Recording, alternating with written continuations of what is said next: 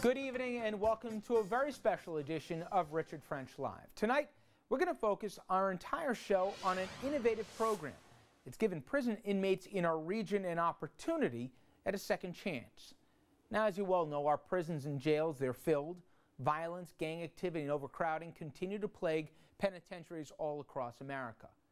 All issues that many in our society, frankly, aren't being kept at night worrying about. So, it's not too hard to understand why educating criminals not at the forefront of people's minds. To most of us, punishment, not rehabilitation, is what prison is for.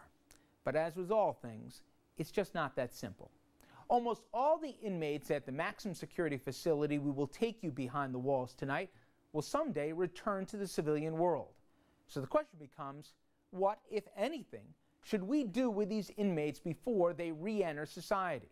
We know the rate of recidivism is staggering, but what if these convicts are able to be remade behind bars and when released actually contribute to society instead of causing more pain? Well, that is exactly what is going on in one of the most famous prisons in our country, right here in our region. This initiative, it is called the Hudson Link program, based out of Mercy College, and it brings higher education to inmates at Sing Sing.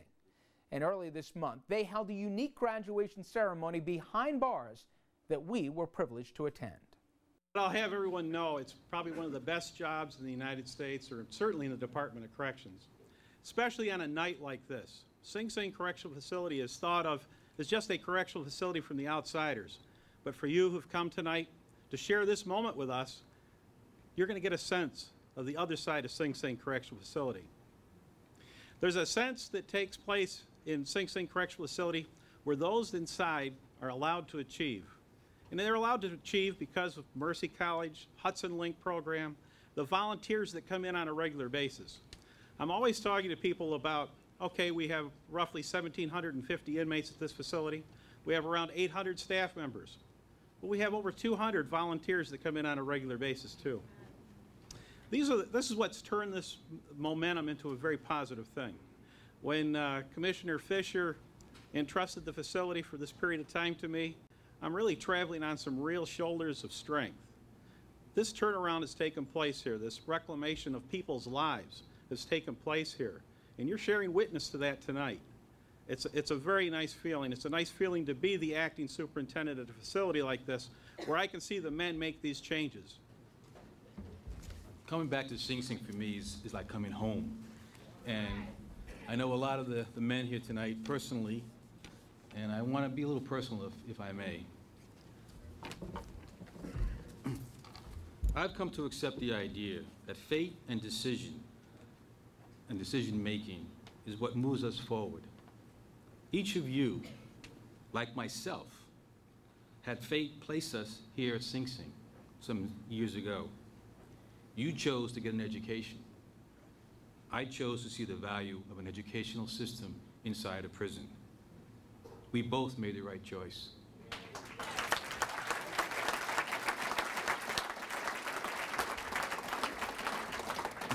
You now have college degrees. No one can take that away from you. I have been able to expand the idea of college programs across the system. I value your input. And because of that, I want to tell you two little stories. Todd mentioned a new law that allows my department, actually me, Commissioner, to award 6 months off of time off your earliest release date based on the fact that you go and get a college degree.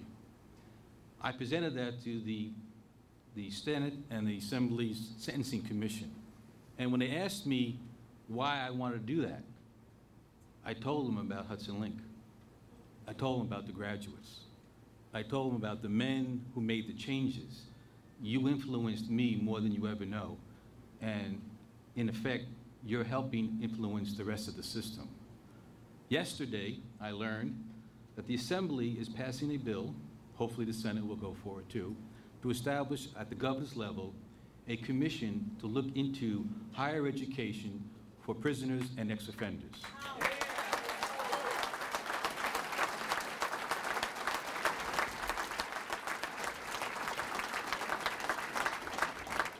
I think the most interesting thing for me is that It'll be co-chaired between the Commissioner of State Education and me.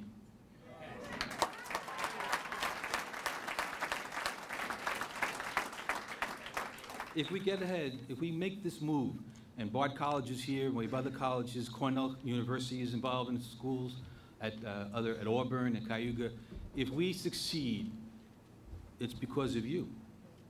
You've led the way for us, and it's important for us as administrators and commissioners and governors to recognize that there's a real value in helping you become the men that you always could have been. And it's your value, if you would, that we are now beginning to recognize not only on my level, but on the governor's level and on the state education's level. So I thank you for teaching me the importance of education inside a prison.